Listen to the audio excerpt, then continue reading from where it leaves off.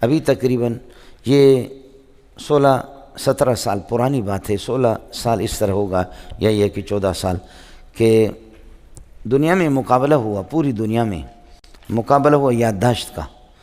تو اس یادداشت میں اللہ آپ کا بھلا کریے ہے کہ ایک ایرانی فارسی اور سنی، وہ پوری دنیا کو اس نے شکست دی. مسلمان سنی الحمدللہ، سمجھے. شیعوں کا حافظہ نہیں ہوتا، ان کو قرآن بھی یاد نہیں ہے، سمجھے. ان کو الحمد شریف بھی ان کے بڑے مجتہد، ان کو کما کو یاد نہیں ہے.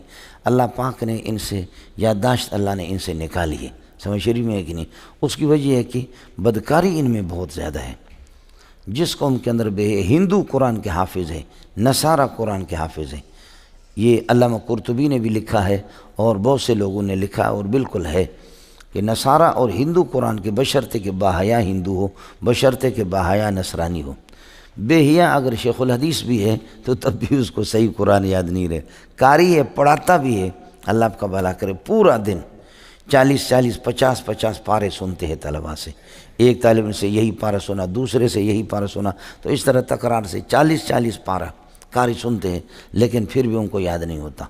اس کی بنیادی وجہ یہ ہے کہ بے حیائی. علامہ سمرقندی نے جیسے لکھا ہے کہ قراء کے اندر یہ بے حیائی ہوتی ہے. مجھ سے سم تو نہیں ہے، اللہ کی مخلوق ہے مولانا. خیر، یہ امام بخاری رحمۃ اللہ علیہ، میں عرض کر رہا تھا کہ یہ جو ایرانی یہ سب سے جیت گیا. حضرت شیخ الاسلام مولانا عبدالحمید صاحب ان حضرات کے پاس یہ آ گیا تھا زاہدان میں. تو ایک بورڈ لیا، اس بورڈ پہ لکھتے فارسی اول سے لے کر آخر تک، فارسی لکھو یا عربی لکھو. وہ اس طرح دیکھے گا اور پھر کہے گا چلو میں ابھی اس کو دیکھتا ہوں. ایسے پورے بورڈ کو ایک مرتبہ پڑھا. ایک مرتبہ پڑھنے کے بعد اول سے آخر تک کہے گا اب اس کو سنو. ہو بہو لفظ بلفظ آپ کو سنائے گا، آپ جتنا بھی لکھو جتنا بھی لکھو. ایک یہ.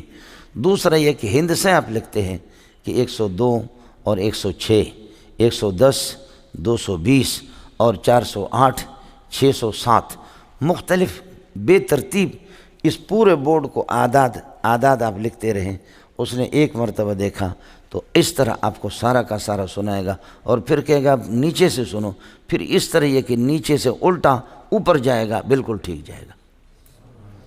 تو حضرت نے فرمایا کہ 1.5-2 گھنٹہ ہم نے بڑا زور لگایا، پورے سنیوں نے زور لگایا، لیکن اس بندے کو بند نہیں کر سکے. پوچھا اس کی وجہ کہ یہ یادداشت اللہ نے آپ کو کہاں کیسے دی ہے؟ فرمایا کبھی زندگی میں حرام نہیں کھایا، سمجھے، زندگی میں کبھی حرام نہیں کھایا. اور فرمایا کہ تہجد کی نماز کبھی چھوٹی نہیں. حضرت نے فرمایا کہ انہوں نے کہا تہجد کی نماز چھوٹی نہیں. تو میں نے مذاق میں حضرت سے عرض کیا ہم نے زندگی میں کبھی تہجد پڑھی ہی نہیں. ان سے کبھی چھوٹی نہیں اور ہم نے کبھی زندگی میں پڑھی بھی نہیں. مولوی کے لیے گناہ ہے جی تہجد پڑھنا. اور کہا کہ نہ جھوٹ بولا ہے، نہ بولنے کا ارادہ ہے، نہ کبھی تصور کیا.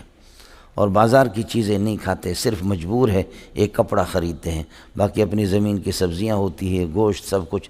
بازار کی چیزوں میں نورانیت نہیں ہوتی، وہ انسان کی ذکاوت کو ختم کر دیتے، فقیروں کی نگاہیں ان پر پڑتی. خیر، یہ اس دنیا کے اندر الحمدللہ موجود ہے. اب بھی آپ دیکھیں یہ سوات کا ایک بچہ گیا جس نے 80-90 ملکوں کو شکست دے دی.